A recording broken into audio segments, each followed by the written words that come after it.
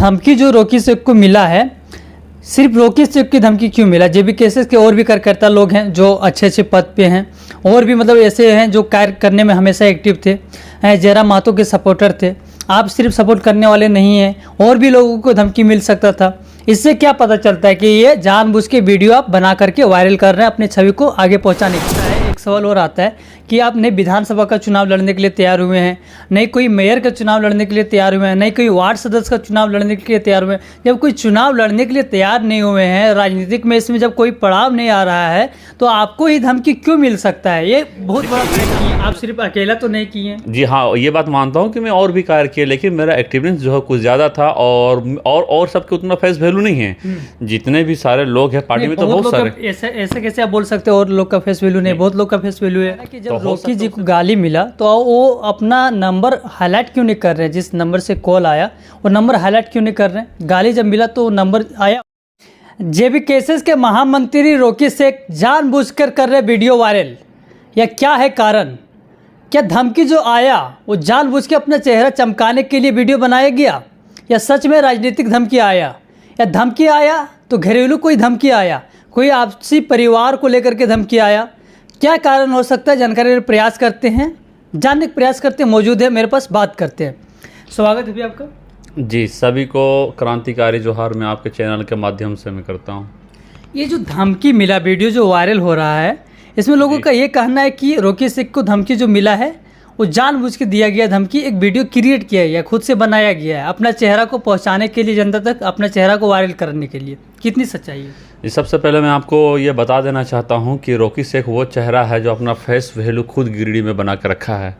ये किसी चैनल या किसी पॉलिटिकल के सपोर्ट से नहीं बना है। ये अपने दम, अपने पावर और अपने खेमे के हिम्मत से मैंने अपना चेहरा, अपना फेस वैल्यू को बनाया। मुझे फेस वैल्यू बनाने के लिए ये चीप हरकत करने की ज़रूरत नहीं है।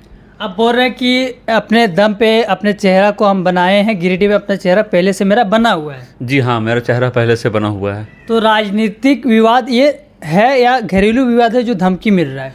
देखिए, मैं ये कह नहीं सकता हूँ कि राजनीतिक विवाद है या घरेलू विवाद है। और रही बात घरेलू विवाद की, तो घरेलू विवाद में हमारे जितने सारे परिवार है वो हमारे सब जॉइंट फैमिली है, हम लोग सब एक साथ में रहने वाले हैं। तो ये कोई चांस नहीं है कि हमारी फैमिली विवाद है। तो क्या राजनीतिक विवाद ये हो सकता है जो धमकी मिला है? मे भी हो सकता है कि ये राजनीतिक विवाद हो सकता है, मतलब जी हाँ। कंफर्म आप नहीं है? कंफर्म नहीं, लेकिन हो सकता है कि अब ये राजनीतिक विवाद हो। अब बोल रहे घरेलू विवाद नहीं है, क्योंकि हम किसी से दुश्मनी नहीं रखे हैं। राजनीतिक विवाद हो सकता है, उसमें भी आप कंफ्यूज हैं। तो ये रियलिटी में क्या है? अब देखिए, रियलिटी में ये आपको मैं बता देना चाहता हूँ कि ये कहीं ना कहीं ये पॉलिटिकल प्रेशर के, अगला विपक्ष पार्टी जो पॉलिटिकल प्रेशर के कारण ये मुझे धमकी दे सकता है ताकि रॉकी शेख वो दुबक के बैठ जाए। तो मैं वो बंदा नहीं हूँ कि जो आपको गीदड़ भक्ति धमकियों से मैं दुबक के बैठ सकूँगा। अच्छा, धमकी आपको ही क्यों मिला? राजनीतिक विवाद में बोल रहे कि धमकी मिल रहा है हमको, तो धमकी आपको ही क्यों मिला? जेबी केसेस के और भी कार्यकर्ता लोग मौजूद हैं, सभी को धमकी मिल सकता था, किसी दूसरा को धमकी मिल सकता था। रॉकी जी को धमकी क्यों मिला? इसका जवाब तो वो बंदा ही देगा जिसने मुझे धमकी दिया है। मैंने उसके खिलाफ लिखित कार्रवाई की है। जिस नंबर से उसने मुझे कॉल किया, उसने 4 टाइम्स मुझे कॉल किया, और 4 टाइम्स का जो मेरे पास रिकॉर्ड है मैंने पचम्बा थाना प्रभारी को मैंने लिखित तौर पे दिया है। मैंने आवेदन पे भी लिखा, और मैंने स्क्रीनशॉट लेके भी मैंने उसे दिया है। लेकिन आप बोल रहे हैं कि इसका जवाब बंदा ही देगा। यह सोचने वाली बात है, लोग भी यही सोचेंगे कि धमकी जो रॉकी शेख को मिला है, सिर्फ रॉकी शेख की धमकी क्यों मिला? जेबी केसेस के और भी कार्यकर्ता लोग हैं जो अच्छे अच्छे पद पे हैं, और भी मतलब ऐसे हैं जो कार्य करने में हमेशा एक्टिव थे, जयराम महतो के सपोर्टर थे। आप सिर्फ सपोर्ट करने वाले नहीं हैं, और भी लोगों को धमकी मिल सकता था। इससे क्या पता चलता है कि ये जानबूझ के वीडियो आप बना करके वायरल कर रहे हैं अपनी छवि को आगे पहुँचाने के लिए? मुझे बौका चौथा समझा है क्या? कैसे? वही बता रहा हूँ, उसे बौका चौथा समझा है क्या? कैसे? कि अपना छवि में आगे बढ़ाने के लिए मैं ये चीफ हरकत करूँगा। तो आपको ये धमकी क्यों मिला, ये बताइए। अब ये इसका जवाब, जब वो कानूनी तरीका से चल रहे हैं, ये प्रशासन उसको जब पकड़े जाएंगे, धर दबोचे जाए, तो वो जवाब देगा कि वो रॉकी शेख को धमकी क्यों दिया है। भाई, पढ़ा लिखा इंसान हूँ यार, मैं सिविल इंजीनियर हूँ, मैं ये चीफ हरकत में क्यों करूँगा? आखिर मुझे फेस वैल्यू बनाना ही है तो ये सोशल मीडिया के माध्यम से मैं क्यों अपना फेस वैल्यू बनाऊंगा, अब मैं क्यों चमकाऊंगा यार। मुझे कौन नहीं जानता है, मैं अपना समाज सेवा में करूंगा, सामाजिक कार्य के कारण मुझे जानेगा। तो ये चीफ हरकत एक सवाल और यहाँ पे ऐड होता है, एक सवाल और आता है कि आप नई विधानसभा का चुनाव लड़ने के लिए तैयार हुए हैं, नहीं कोई मेयर का चुनाव लड़ने के लिए तैयार हुए हैं, नहीं कोई वार्ड सदस्य का चुनाव लड़ने के लिए तैयार हुए हैं। जब कोई चुनाव लड़ने के लिए तैयार नहीं हुए हैं, राजनीतिक में इसमें जब कोई पड़ाव नहीं आ रहा है, तो आपको ही धमकी क्यों मिल सकता है? ये बहुत बड़ा अहम मुद्दा है। ये जरूरी नहीं है कि हम विधानसभा की फाइट करें या फिर मेयर के फाइट करें या फिर वार्ड के में फाइट करें तो ही मुझे धमकी दे सकता है। ये एक मुद्दा ये भी हो सकता है कि मैं JVKSS का मैं बहुत सक्रिय सदस्य हूँ और टाइगर के मैं बहुत करीबी में से मैं एक हूँ। तो हो सकता है कि ये सब देखने के बाद वो मुझे धमकी दे ताकि ये अपने पार्टी को छोड़ के अपने घर पे बैठे और जो अपने सक्रियता है, जो अपना एक्टिवेंस दिखाता है पार्टी को लेके, वो साइलेंट हो जाए। और हो सकता है कि विधानसभा नज़दीक आने वाला है जिसको लेके धमकी दी। जिस तरह मैंने लोकसभा में हम और हमारे टीम के सारे लोग जिस तरह अपने एक्टिवनेस दिखाई, अपने कार्य किए, उस कार्य को देखते हुए अगला हो सकता है डर गया होगा और मुझे धमकी देके और भी लोग कार्य किए, आप सिर्फ अकेला तो नहीं किए। जी हाँ, ये बात मानता हूँ कि मैं और भी कार्य किए, लेकिन मेरा एक्टिवनेस जो है कुछ ज़्यादा था और सबके उतना फेस वैल्यू नहीं है। जितने भी सारे लोग हैं पार्टी में तो बहुत सारे, ऐसे कैसे आप बोल सकते हो और लोग का फेस वैल्यू नहीं? बहुत लोग का फेस वैल्यू है। तो हो सकता है उससे मेरे कोई दुश्मनी या उससे मुझे कुछ प्रॉब्लम होगा, इसलिए मुझे उसने धमकी दिया है। तो आपसी दुश्मनी होगा, राजनीतिक दुश्मनी नहीं, आपसी दुश्मनी तो हम नहीं कह सकते हैं, नहीं कर सकते। नहीं, क्योंकि आपसी दुश्मनी मेरा किसी से नहीं है। क्योंकि इससे पहले मैं एयरलाइंस में था, मेरी फ्लाइट जो थी दिल्ली टू तेहरान चलती थी, तो मैंने दिल्ली छोड़ के मैं गिरिडीह में आया। गिरिडीह आने के बाद मैंने अपना कंस्ट्रक्शन के लाइन में था, एज ए मैं सिविल इंजीनियर में था। उसके बाद मैं टाइगर से मुलाकात हुई, मैं टाइगर की टीम से मैं काफ़ी टाइम से मैं हूँ। तो हो सकता है ये सोशल मीडिया के अवेयरनेस देखते हुए उसे किसी तरह का जलन हुई होगी या उसे हालत ख़राब हुई होगी, तो उसने चाहा कि मैं रॉकी शेख को ही ये धमकी दे दूं और वही बैठ जाए। पहला जब धमकी आया तब आप कहाँ पे थे और उसके बाद क्या हुआ? जी, जब पहला धमकी मुझे आया तो मैं घर पे था। 2:38 में अपना फैमिली के साथ मैं खाना खा रहा था और उसी के दरमियान जब मुझे कॉल आया तो मैं कॉल को बात कर रहा था, तो मैं उससे ज़्यादा बातचीत नहीं कर पाया क्योंकि मैं फैमिली के साथ में बैठा हुआ था। तो फैमिली को कहीं ना कहीं तो उससे भी डर रहा था कि आखिर ऐसा कॉल क्यों आए, तो बंदा क्यों इस तरह उससे रूडली बिहेव कर रहा है, क्यों इस तरह बात कर रहा है। तो मैंने तुरंत खाना को कंप्लीट किया और मैं बात करते करते उससे मैं जब बाहर गया तो उसके बाद उसने मुझे बताया कि आप आइए, आपने रिकॉर्डिंग में भी सुना हुआ कि आप आइए झंडा मैदान में। मैंने बोला कि मैं आ रहा हूँ आपके पास 5 मिनट में। झंडा मैदान जाने के बजाय मैंने पचम्बा थाने पे गया और वहाँ पे स्पीकर पे मैंने फ़ोन डाला और सर प्रशांत सर थे, SI सर थे, वो ऑडी में थे, ऑफिस ड्यूटी उनका था। तो उसे मैंने उसे बताया, सर मुझे देखिए ऐसा ऐसा कॉल आ रहा है और अभी भी कॉल आया। तो सर ने बोला कि आप स्पीकर पर डालिए फ़ोन। तो मैंने फ़ोन को स्पीकर पर डाला। कितना बजे? लगभग 3 बजे। जो मेरे पास कौन सा दिन था? कौन सा? वो 16 तारीख था अप्रोक्स, मुझे लगता है 16 तारीख। कौन सा दिन हुआ? आज बुधवार है ना? हाँ, आज बुधवार है। मुझे बकरीद से एक दिन पहले ही था। तो बकरीद हमारे शायद इतवार को थे, वो शनिवार को, रविवार को। हाँ, इतवार या रविवार जो भी हो सकता है। तो उस दिन मुझे 16 तारीख को उसने फिर मुझे कॉल किया। फिर उसने मुझे कॉल किया 3:15 पे, फिर मैंने कॉल किया। उस टाइम पे मैंने थाना पे मौजूद था।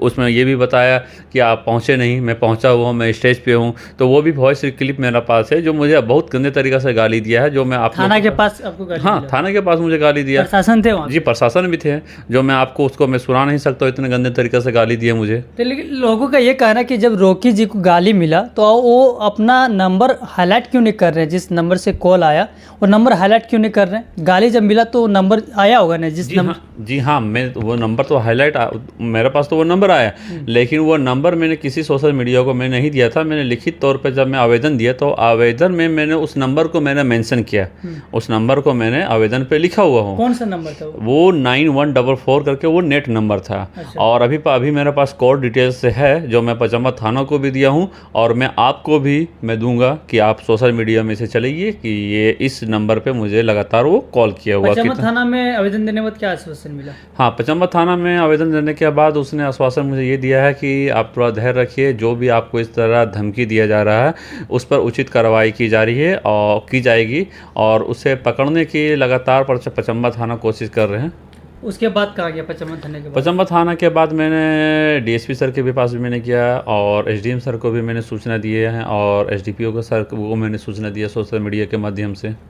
अच्छा, धमकी आपको मिला, उसके बाद भी आपको देखें कि इधर उधर घूम रहे हैं, अकेले यहाँ से वहाँ जा रहे हैं। धमकी मिलने के बाद लोग थोड़ा डर जाते हैं, सेफ्टी के साथ चलते हैं।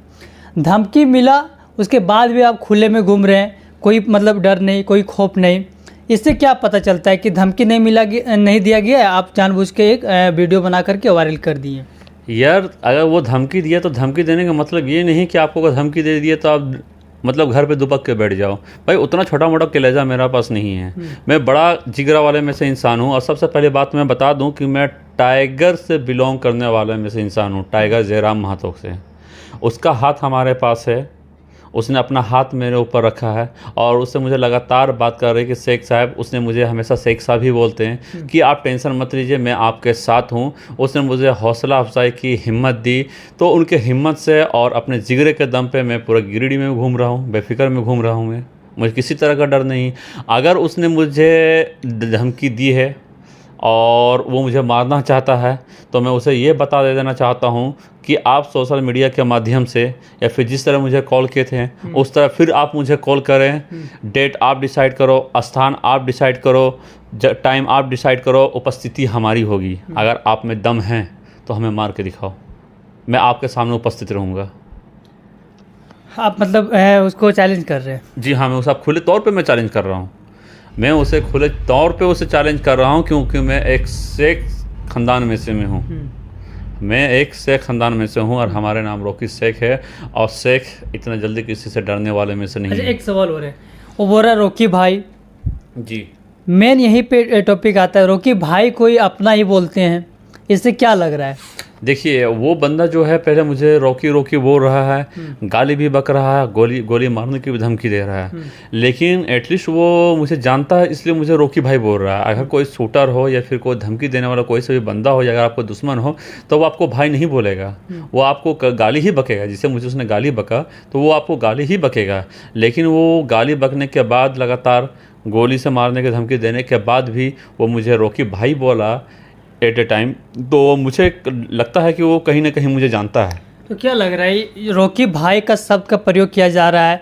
ये दो चीज़ निकल कर के सामने आता है, या तो कोई अपना ही हो सकता है या तो घरेलू मुद्दा हो सकता है जिसके कारण रॉकी भाई बोल रहा है, या तो लोकल ही निवासी कोई हो सकते हैं, बाहर के नहीं हो सकते हैं। और लोकल हैं और अपना है तो आप पहचान सकते हैं उसको, या तो खुद से बनाया हुआ कोई मतलब षड्यंत्र होगा, राजनीतिक का बात बोल रहे हैं, क्या लग रहा है? देखिए खुद से बनाया वो षड्यंत्र नहीं है। मैं उतना बेवकूफ़ में से मैं नहीं हूँ। मैंने आपको बार बार बताया कि मैं उतना बेवकूफ़ में से मैं नहीं हूँ कि मैं अपने खिलाफ अपने में षड्यंत्र में रचूँ और अपने ही पाँव में कुल्हाड़ी मारूँ, क्योंकि कानून का हाथ बहुत लंबा है। अगर आप किसी तरह के गलत काम करते हो या फिर कानून को आप गुमराह करने की कोशिश करते हो तो उसमें भी आप दोषी करार होंगे। जब मैं दोषी करार जब मैं होऊंगा, लोगों को जैसा कहना है कि आप खुद में ये षड्यंत्र रचे, जब मैं दोषी करार होऊंगा तो फिर अपने जेबी केसेस परिवार को और ये गिरिडीह वासियों के मैं कौन सा फेस में दिखाऊंगा जो मैं फेस वैल्यू में बना के रखा हूँ गिरिडीह में। चलिए जेबी केसेस का बात आता है, आपके सुप्रीमो तरफ से क्या आश्वासन मिला, क्या बोले? देखिए हमारे सुप्रीमो से हमें जब से हमको धमकी मिली है 16 तारीख से जो मिली 2:38 में, तो मैं थाना में सूचना करने के बाद मैंने अपने सुप्रीमो टाइगर जयराम महोदय से मैंने इसमें मैंने वार्तालाप किया। उसने मुझे बताया कि आप बेफिक्र होकर रहिए, आप टेंशन मत लीजिए, मैं आ रहा हूँ झारखंड। वो रांची आए हुए कर, रांची आने के बाद मैं आपसे बात करता हूँ और लगातार हर एक दिन मुझे वो कांटेक्ट में है, लगातार वार्तालाप हो रही है कि क्या हालचाल है, कैसे हैं, काम कहाँ तक हुए, आप थाना में आवेदन दिए कि नहीं। और लगातार वो कांटेक्ट में है और वो सूचना लेते ही रह रहे हैं। यानी कि घरेलू मुद्दा नहीं है, राजनीतिक मुद्दा आपको लग रहा है? जी हाँ, मैं भी राजनीतिक मुद्दा हो सकता है ये। यही तो कंफ्यूजन बहुत बड़ा, जनता लोग कंफ्यूज में है कि शायद क्यों बोल रहे हैं। देखिए शायद मैं इसलिए बोल रहा हूँ क्योंकि अगर मैं बोल दूँ कि ये नहीं राजनीतिक मुद्दा है तो बहुत सारे लोग बोलें कि नहीं फिर राजनीतिक ही मुद्दा बीच में उछाल रहे हैं अपना फेस वैल्यू बनाने के लिए। तो मैं राजनीतिक मुद्दा भी मैं कंफर्म इसलिए नहीं करूँगा जब तक प्रशासन उसे नहीं पकड़ के हमारे सामने उसे ना लाए और उसे नहीं उगलवाले कि आप किस लिए इनको धमकी दिए गोली से मारने के लिए। लेकिन ज़्यादा क्या लग रहा है राजनीतिक मुद्दा? हाँ, मुझे 90% हम श्योर है कि ये राजनीतिक मुद्दा है। जब प्रशासन इस चीज़ का जब श्योरिटी दे देंगे तो फिर हम आपको 100% कंफर्म कर दूंगा कि ये राजनीतिक मुद्दा है या फिर घरेलू मुद्दा है या फिर कारोबारी मुद्दा है। चलिए धन्यवाद समय देने के लिए। जी शुक्रिया आपका। तो देख सकते हैं अभी तक कंफ्यूजन ही है क्योंकि 90% बताया जा रहा है कि राजनीतिक मुद्दा है। इससे क्या लग रहा है कि राजनीतिक मुद्दा हो सकता है। अगर राजनीतिक मुद्दा हो सकता है तो जेबी केसेस के और भी कार्यकर्ता लोग हैं और भी बहुत सारे पद पे लोग मौजूद हैं। जेबी केसेस के महामंत्री रॉकी शेख को ही धमकी क्यों मिला? और भी जेबी केसेस में लोग शामिल हुए हैं, और भी लोग एक्टिव नज़र आए हैं, काम करते हुए नज़र आए हैं, दिखे हैं, लेकिन रोकी शेख को धमकी क्यों? बने रहे, मैं वीडियो से जुड़े रखूँगा आप लोग को, और ये खबर से मैं जुड़े रखूँगा। क्या रिजल्ट आता है वो देखने का प्रयास करें। धन्यवाद।